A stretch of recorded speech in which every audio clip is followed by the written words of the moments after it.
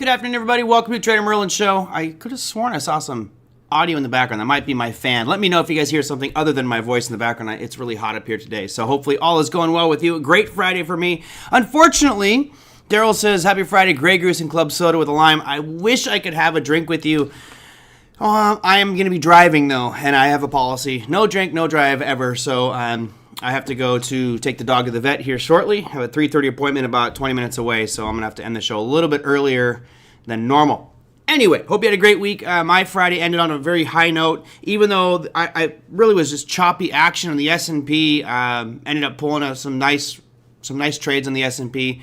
I did 2 trades today, and really one of them was great, one of them was okay. And then other than that, everything that I have in the options space, all the puts that I've been selling over the past couple weeks and months, all of them expired today. Worthless. Love it. It was a great crescendo for this August 16th, as just so many positions. I had quite a bit of different options on the S&P, the NASDAQ, S&P, NASDAQ, XLK, SLV, Rivian, Crowdstrike, all that stuff. Great day. So hopefully you had a good trading session as well. I wanted a graphic that would kind of represent what the market feels like right now. And it feels like, we're still driven by technology, so I have the digital bull on there.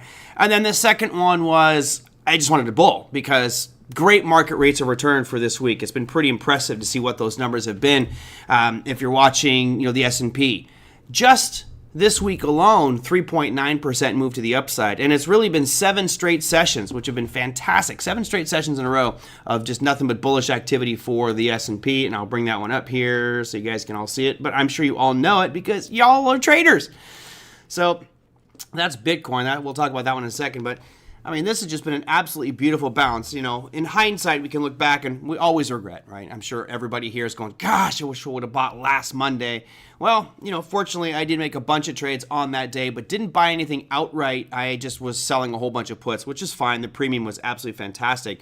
But there's been so much movement to the upside, not just in these equity indexes, but also individual securities. And I hope that some of you capitalize on those moves. S&P, as I mentioned, up 3.9%. You had NASDAQ was up 5.3% for this week alone. Just off the bottom that we saw back that Monday, that kind of climactic sell-off moment on Monday, NASDAQ is up 13 Sorry, I'm not even showing you charts. My bad. 13.02%. For the NASDAQ just since those lows from last Monday. So, yeah, right, big up. It's like, what are we looking at? Yeah, I had the wrong chart up there. I had to click the wrong button. That's what happens. So I'm going to start this is the second one with the NASDAQ 100. Again, 13.04%.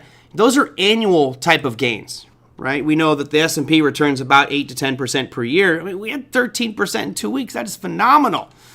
Strange days indeed.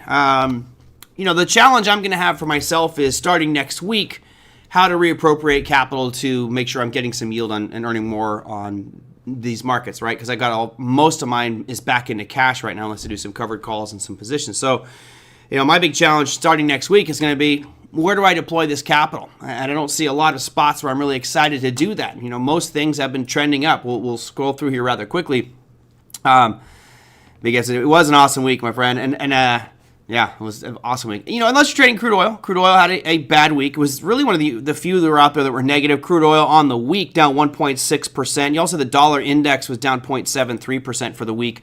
I have to say, this is probably the more concerning piece for me, right? More concerning piece. Why? Because the dollar is such an influential part of market dynamics. It's absolutely massive, and it's been getting weaker and weaker. I brought up the point that it just felt like we were bouncing on this 102.66 line. It feels like we've kind of knifed through that. And if there was any semblance of demand down around that 102 mark, it has bounced a couple times, but each bounce we've had in this dollar index has not had any legs to it. It's bounced a little bit and just shown weakness, particularly look at the way it today acted. Not good, and some people will still point to the unwinding of the carry trade. And it's not just, by the way, just so you guys understand, the unwinding of the carry trade is not just a U.S. phenomenon, right? If you look at the other rates out there, let me bring it up for you guys so you can see this. You go calendar. And I've shown you this before a few times, I believe. If you go to forexfactory.com and look to the left-hand side, the main countries that were paying the most were the United States and New Zealand. They were both at 5.5%. So you could have done the New Zealand dollar Japanese yen carry trade or the US dollar Japanese yen carry trade. Either way, you could have used both of those currencies as a carry trade. Well, you saw earlier this week, New Zealand surprise cut their rates. They were supposed to stay at 5.5%. We came out at 5.25. They dropped 25 basis points, further shrinking that carry trade. And the challenge for anybody who's in that carry trade is it's twofold. Number one, the yen is moving up, and number two, that dollar yield is moving down. So that is certainly going to have an impact on those currencies as well for anybody who's traded that NZD. Let's go look at that New Zealand dollar.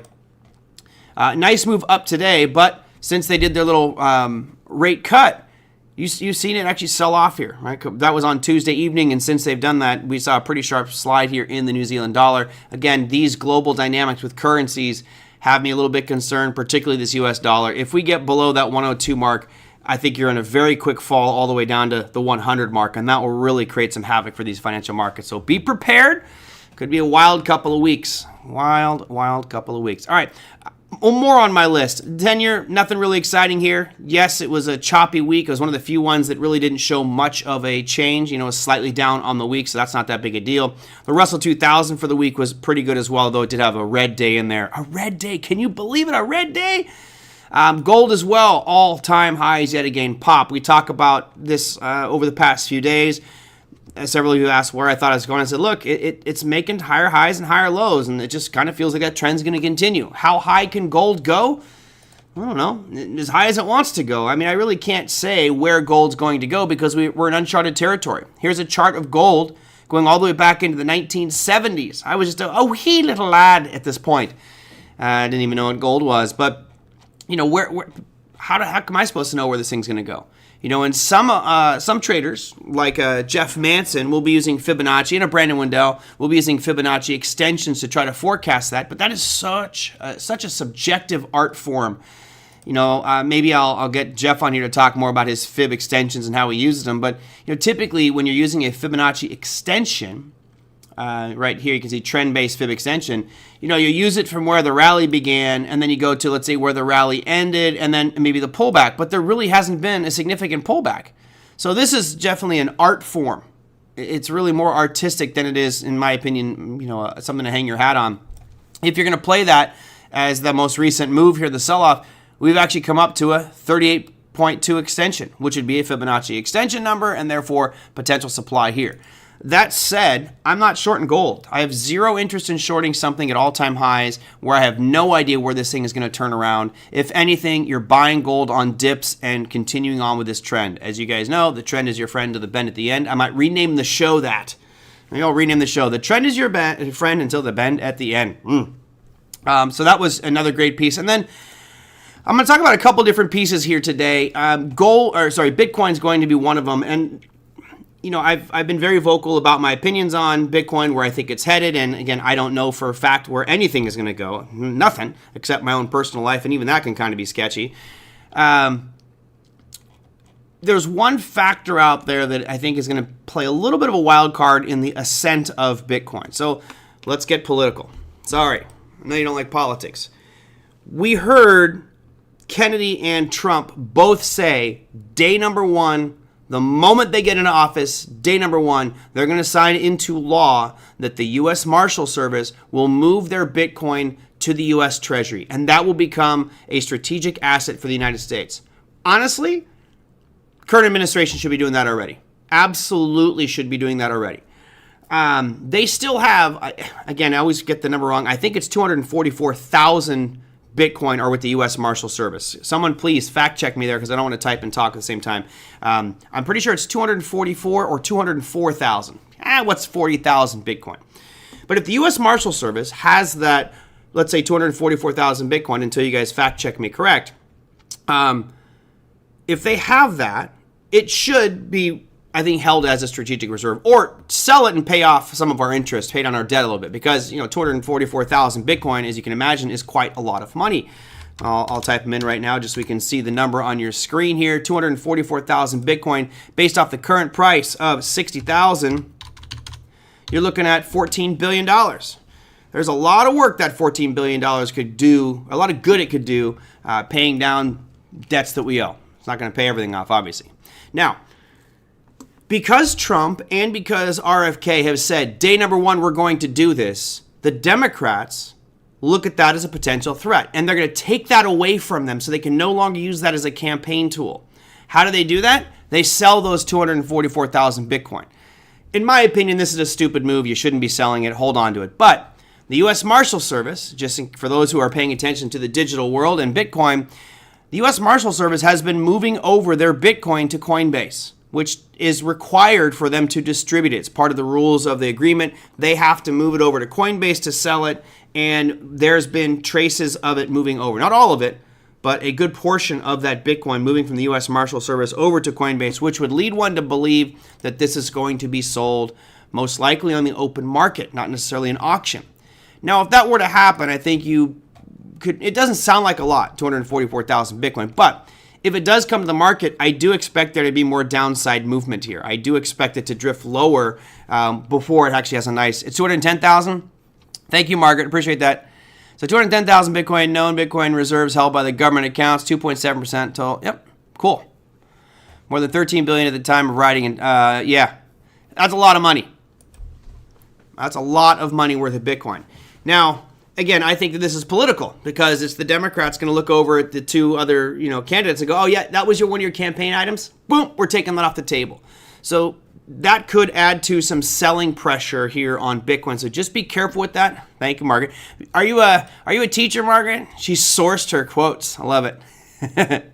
source them facts. I appreciate you fact checking me today. That was good. That's a dump if that will happen.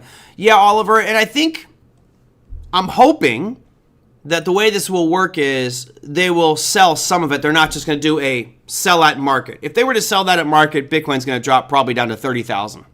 If they did it all at once as a market sell on Coinbase. I don't think that they will do that. I'm pretty sure it'll be more strategic. Okay, we'll sell some of it out. Maybe issue some positive news on Bitcoin so it rises so we can sell it at a higher price. But disappointing to hear that the Marshal Service has moved it over there. And again, AI making a wonderful, angry-looking group of individuals here for the U.S. Marshal Service. Apparently, at least they got all their hands right. Facial expressions look pretty darn grumpy. Steve says, I have zero confidence in our government managing any amount of Bitcoin or money, no matter who's in office.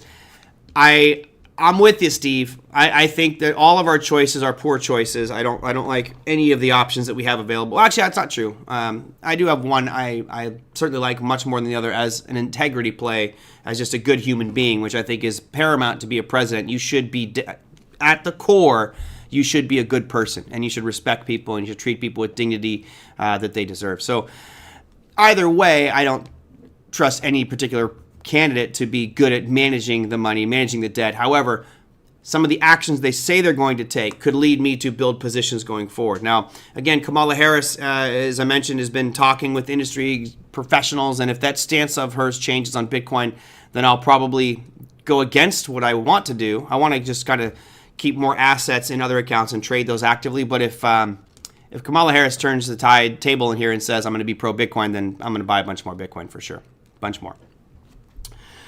China also owns a lot of Bitcoin. Yeah, the thing there, Margaret, is how transparent is that? What do we really know about China's Bitcoin holdings? Not that I even trust what the U.S. has done. However, we know how many were seized from Silk Road. That was very public when it happened. So those those are kind of archived in record. But what is China holding? I don't know. I've heard speculation about it, but I don't know exactly what they're holding. And I do believe that more governments are going to start to hold more and more crypto. I think that you'll see Bitcoin as a reserve, a normal reserve on balance sheets of the governments.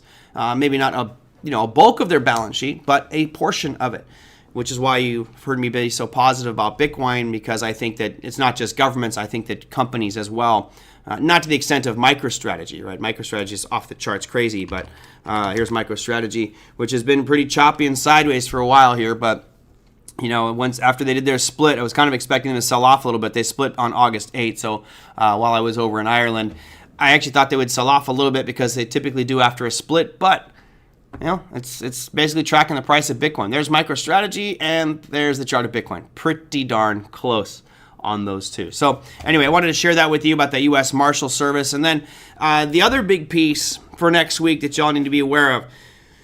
starts on the 22nd, right? So August 22nd is when the beginning of the Jackson Hole Symposium is. That means Thursday and Friday of next week are going to be very active. We've got a bunch of service and manufacturing data coming out Thursday, but really it'll be about Jerome Powell. And I'll certainly make sure to keep you aware of that on our Wednesday show. We'll talk a lot about the upcoming trading day. But I think if you are trading anything, what you really need to do is make sure you understand when Powell will be speaking. There is a schedule, there is a list, and I'm going to check that later on next week when we get closer to the event. Just be careful when Jerome Powell is on stage speaking. Again, he's got a talk track. Not going to deviate from that much. However, one word could change things significantly, so keep an eye on that one. Marcus, MicroStrategy owns the most Bitcoin as far as the corporations go. Correct. I'm not sure if that's actually true today, Margaret, because BlackRock, with their ETF, does that technically constitute a corporate holding? They're by far the largest corporate that says we're holding it on our balance sheets because we want to. BlackRock may be, I know they've been going back and forth between MicroStrategy and BlackRock as far as who owns the most. I think at this point, BlackRock probably has the lead there. John says, just load the boat. I'll be okay. I don't have a ton of Bitcoin, but I have enough to achieve my financial goals if we get there. But yeah, it's interesting, Margaret, seeing that we have institutions with such involvement. Now, BlackRock and Fidelity, that's not that big a deal because they're holding it for a fund, which they need to have asset backed. That's okay. When you look at what MicroStrategy has done, that's just, we're going to put it on our balance sheets. And if we see more companies do that, again, I see far more reasons for upside potential. Big Eb and others here who are students of Bitcoin, what do you, if you look out at the horizon, and let's just say 5 years down the road, what are the things that could derail, that you would put at the top of your list of this could derail Bitcoin and cause it to go down significantly, right? That's really what I'm looking at when I'm making these calls is there's a lot of justification for upside movement, and you could definitely find some stuff for downside movement, but which one outweighs the other? And before I get overtly bullish on something, I have to look at the downside and say, what are the factors that could cause Bitcoin to go down? Go here, Bitcoin Treasury. Oh, cool. All right. I will check that one out, Margaret. Thank you. What could cause Bitcoin to crash? There's only, in my opinion, 3 things. Number one, the government comes in and says it's illegal to list, trade, or do any activity with Bitcoin, and there's going to be some criminal fine for that. To me, that would be number 2. That's the number 2. Number 3 would be what Ricardo puts on there. Bad legislation. You just got the wrong party in office. They're anti. They don't understand it. And they pass a lot of legislation that's anti-crypto, anti-Bitcoin.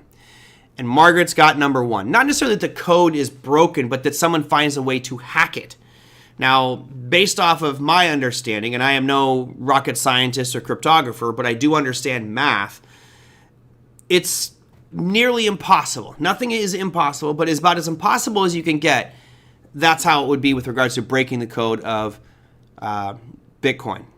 Now, remember, the encryption algorithm, the tool that Bitcoin uses to encrypt its code, its public keys and private keys, if that were to be compromised, if someone were to figure out the encryption, then it's game over. So let's say you've got, everyone's holding Bitcoin and someone figures out SHA-256. That's the encryption algorithm, cryptography component. If someone were to figure out that with some maybe decipher key that says, hey, here's how you would break that, then all of a sudden Bitcoin's at 0. It's absolutely useless. Now, this has been a concern for me since I started studying Bitcoin because most of you probably do know that SHA-256, the encryption part of Bitcoin, was created by the NSA, the National Security Association, or administration. If that's the case, that always makes me nervous. Did the NSA create SHA-256 knowing that they'll always have a back door to it? Or was it truly designed as an encryption that could never be broken? I don't know. So, long term, those are the only 3 things I see. A hack of an exchange, no big deal. Who cares? Bitcoin won't get hacked. Steve says the blockchain gets hacked. The only way that blockchain could get hacked is, number 1, is someone cracks the encryption algorithm, which is SHA-256, or someone gets over 51% of the network and controls it and reaps havoc there. But that's in no one's interest to do that. So yeah, I have way more arguments for bullish case scenarios for Bitcoin, which is why I'm still waving that flag, and I'll continue to do so until it reaches my target, makes me a multimillionaire, or proves me wrong. Okay, so yeah, there's our Jackson Hole. That's your event. I got a really nice, this is a good AI picture. I really like this. Notice no diversity. We do have a couple women in here, but nobody of color, nobody of any ethnic backgrounds. It's all just white men and white women, and they're all old. That pretty much does sum up our Federal Reserve and central bankers around the world. It's not too late. It says, I don't trust Bitcoin until it's regulated. Yeah, and it's funny that you say that, because I have friends that say when it's regulated, I don't trust it. when they put all the rules in place and the government now has a say in it, I have a buddy of mine who's like, oh, I wouldn't trust it then after they approve all that stuff. So you just never know. Well, they hacked the Social Security Administration. It'd be easier to hack the Social Security Administration. It'd be easier to hack just about any company on Earth. Way easier to hack any company on Earth than it would be to hack Bitcoin. Yeah, and I challenge anybody here who's a computer programmer to give some justification to prove me wrong here, but just SHA-256 with the decentralized network and the proof of work network that Bitcoin has, you're not going to hack it. It's just not going to happen, which is why I have no problem holding it, and I think it'll be good for the future. Anyway, call me E, but I'm not worried about any of those things. Big App, I gotta say, I'm not necessarily worried, but I need to be aware of them, right? It's like, I tell my friends every time they travel, if they go international, let's say you're traveling by yourself international, I'm not worried about being mugged or jumped or beaten up. However, there are certain things that you can do to help mitigate those risks right away. Number one, never dress flashy. Number two, don't bring any jewelry. Don't be the guy with the $5,000 camera around your neck going, oh, picture. Don't do that. There's certain things that we can do personally to avoid those types of situations. With crypto, it's a bit different. I have to look across the ecosystem and say, what are the good factors, what are the bad factors, and always be prepared for the worst, right? If you're prepared for the worst and it happens, then it's not that bad because you're ready for it. If you don't prepare for the worst, then when it comes, you're in deep doo-doo. So yeah, I'm not really worried about it. I don't think someone's cracking SHA-256. I don't think they're going to hack it. I do think you're going to get positive legislation. It's just, we're too far into it. With BlackRock, with Fidelity, with all these major financial firms and Coinbase and Goldman Sachs, and it's just too entrenched now. You can't go back. That genie's not going back in the bottle at this point. It's just, how do those rules bend flexibly to accommodate growth in the industry without pushing it out? Okay, so that was it for the piece I want to talk about. I had Jackson Hole, I had U.S. Marshals. Part of the trading life that many of us love is obviously the profits and the gains. One of the things I hate about trading is when you make a trade, when you have a plan in place and everything looks good, you've got a couple different scenarios set up, and you don't pull the trigger, and all of a sudden it does what you thought it was going to do. I have a watch list over here of different securities that I was looking at. That's just I had on my list just in case they got to a level I'd want to buy them at. And there were two of them that were almost there. You guys might remember I've been wanting to buy Boeing at the 140 mark. I was going to sell some puts a week or so ago, and I did not do it. I was just too occupied.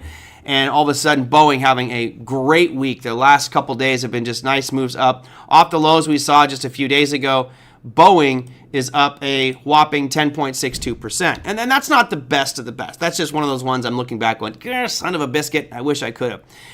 The other one is Nike.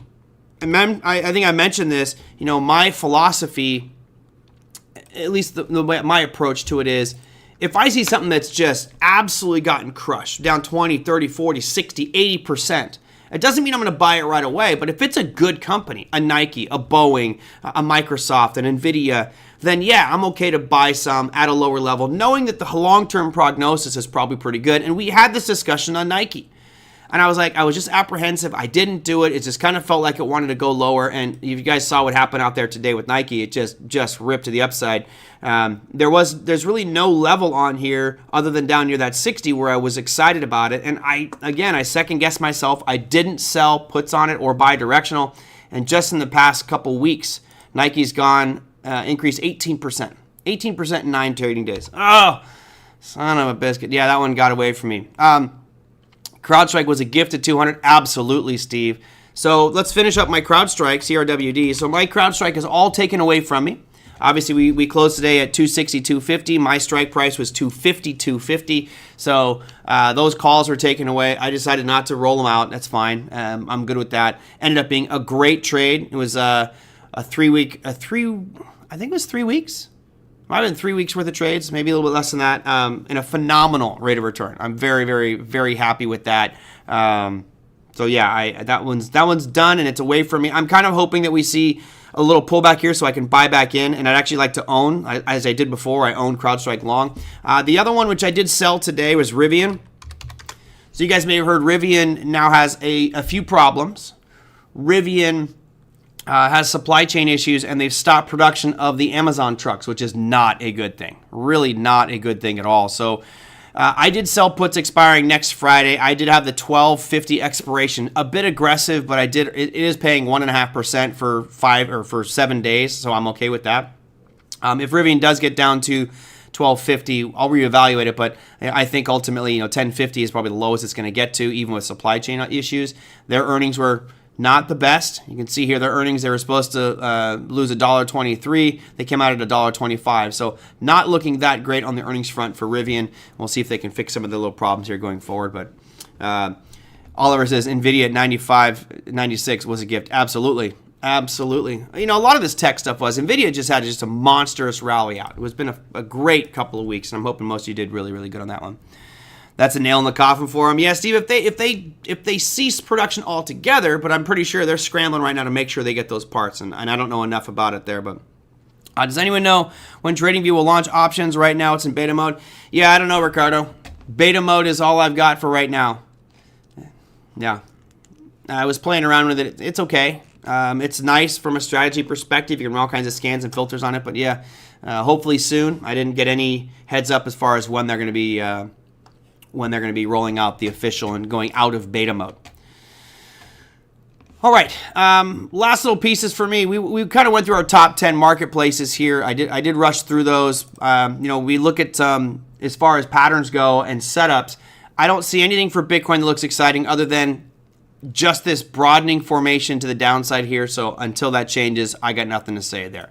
Hard to make a trade on gold as well because it's all-time highs. So it's just a situation of buy the pullbacks if you get one.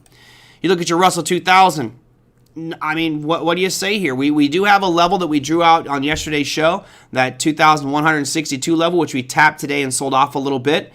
Some of these indexes, that's the Russell, here's your S&P, also sitting right at supply. My big gain today was a short on the S&P 500. I closed it out before we got to the close. I didn't want to just carry anything over the weekend. But coming into Monday's session, this is an interesting setup happening. Now, there is kind of a level on level for those of you who study that type of thing. Right above us on the S&P at let's call it 5,600. You've got another level right there, and we're currently sitting at 5,578. So a slight, maybe a little bit more upside to really get into that zone, and then I think right around 5,600 it might be a good shorting opportunity. Again, I'll have to wait and see what happens on Sunday night into Monday morning. For Monday, I have a doctor's appointment, as I mentioned, and I'm not sure I'll be back. I don't think I will be able to be, you can see my tabs up at the top. That's fine. How much you get a tree removed? Can you see them? Yeah, good. Cool. Coolest restaurants in Orange County and tree. There you go. I'm getting trying to get a tree removed, so yeah. See my tabs all you want. I was thinking of buying some puts on ES on Monday. I actually looked today, Steve. I was looking today, and the premium is still really high.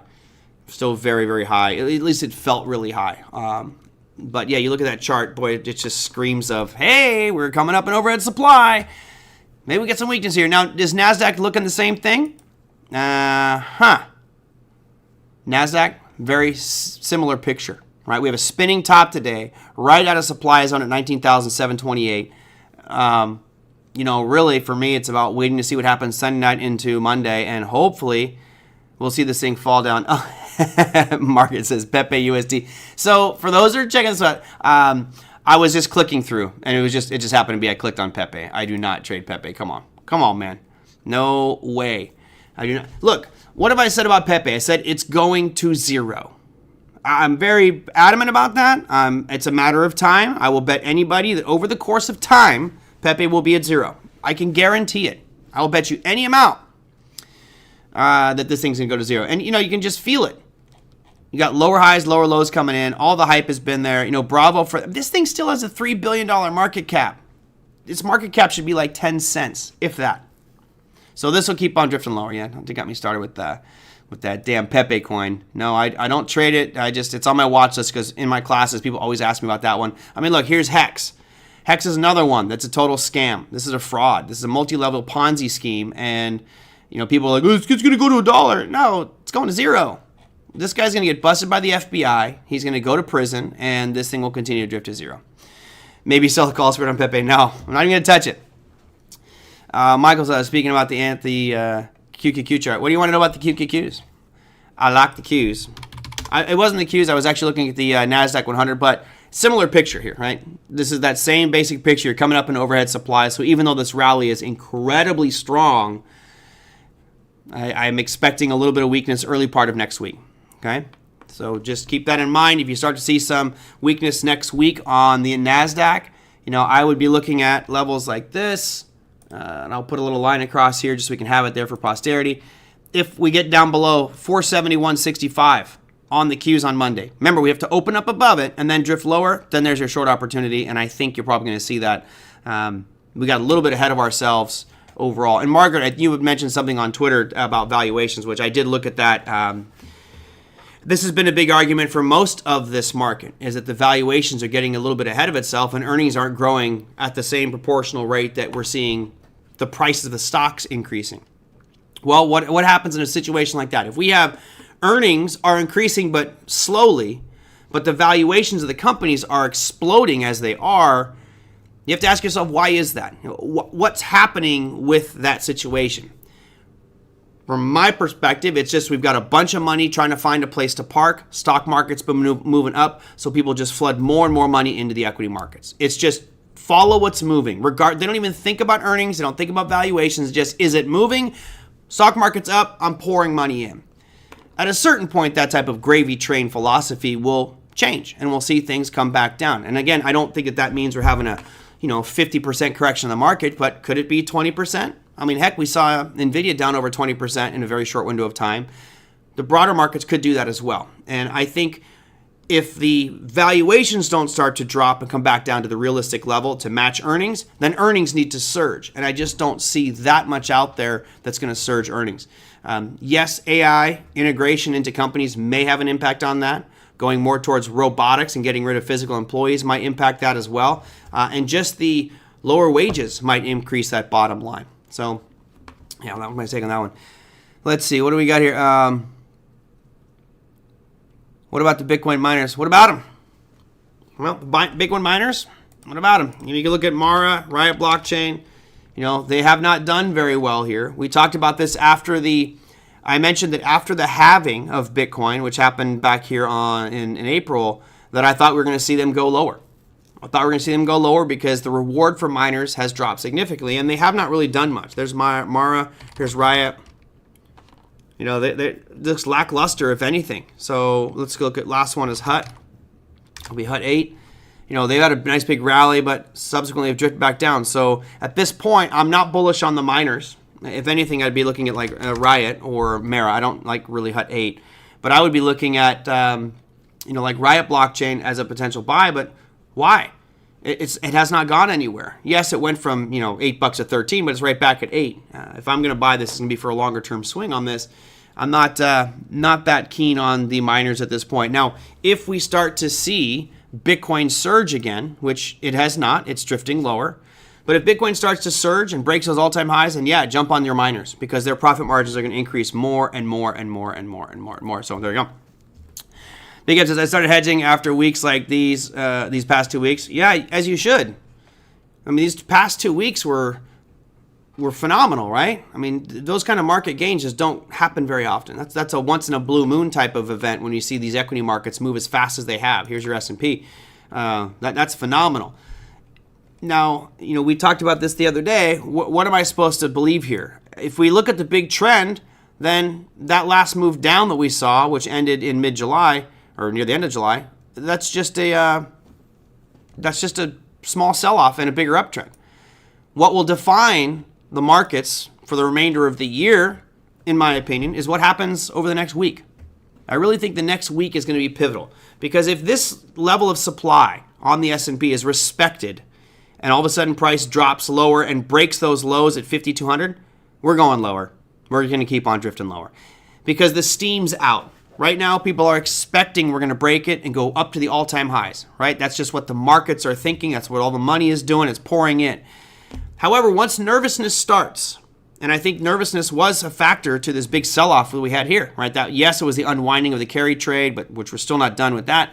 But I think you're starting to get a little bit more nervousness about the strength of equity markets. I believe that the article that Margaret was quoting, or actually the instructor that she was referencing, is right. The valuations are way too high for our markets. And if people start to realize that, and that becomes a bigger headline talk track in the media, more people get nervous, and then we'll see this sell off even more. So I do think we're getting to a point where we'll see the overall growth of the market stall and start to slow down.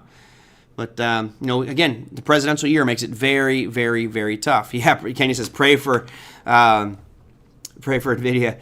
I'm not praying for him. I thought it was the 29th. I think it's the 29th. Let me make sure. Oh, you're right. It was Wednesday the 28th. So it'll be the morning of the 29th is when we see the action. But yeah, earnings will be after market close on the 28th. For some reason, I thought it was the 29th. I guess I'm just setting myself up. Yeah, and Big Eb, you're right. Big Eb's right. He says August through September are typically not bullish. That's true. That's true. But again, what changes when you have an election year like this, particularly an election year that has an incredible amount of uncertainty? Remember, if we had Biden in office, there'd be that comfort level for a lot of the markets knowing, okay, if Biden wins, we know what's going to happen. We know what his policy has been for 4 years. Here's what he's going to do. Whether you like it or not doesn't matter.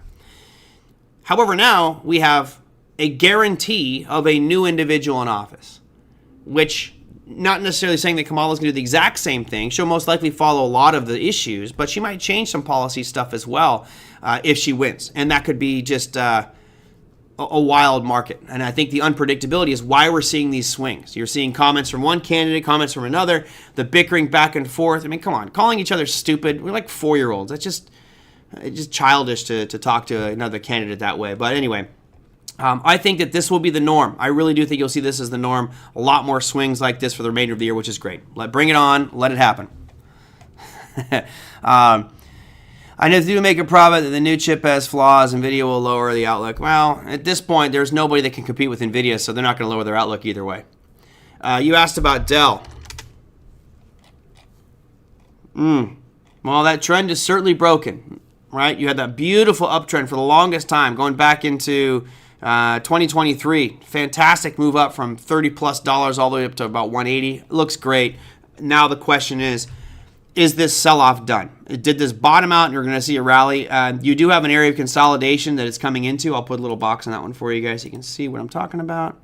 I would be looking at this area right in here as its next level of difficulty. If it gets above that little yellow box I put on your screen, which is between 112 and 116.60, if we get above that, then I think you've got some nice bullish activity all the way up to 125.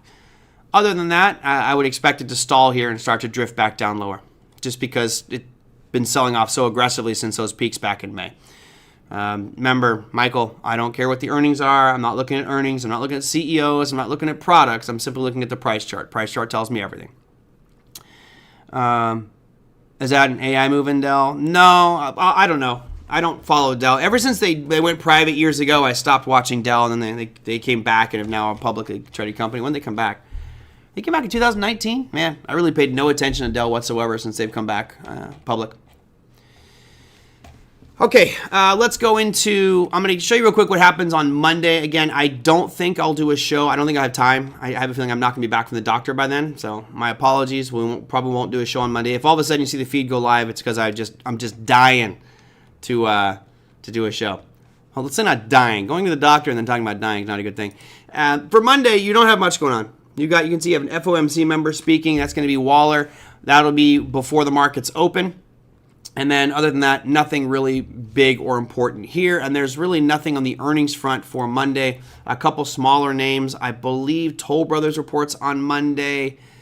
Oh, I'm testing my memory here. That's a tough one. I remember a lot of things. I knew that it's Estee Lauder, Palo Alto Networks, and Toll Brothers reporting earnings on Monday. And most of those, I know that Estee Lauder will be before market open, and Palo Alto Networks will be after market close.